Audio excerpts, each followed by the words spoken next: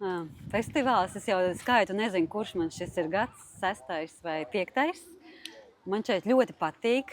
Visvairāk man patīk, ka tas patīk manai meitai. Viņa to gaida visu gadu, skaita mēnešus, dienas līdz festivālam, jo bērniem te ir savs piedzīvojums, savs tusiņš, milzīga platība.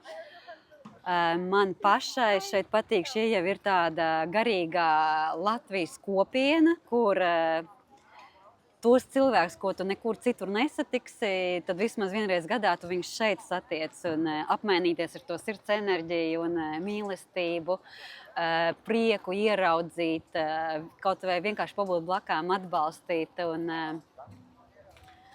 tas ir brīnišķīgi izjust, ka mēs esam uz kaut kāda viena viļņa cilvēki, kas ir ārpus alkohola, kas man ir ļoti svarīgi, jo tādas vidas ir reti, kur var svinēt, priecāties bez alkohola. Kāpēc man patīk šis festivāls? Tāpēc, ka es no jaunības esmu bijusi ļoti liela dejotāja, nakts kluba apmeklētāja.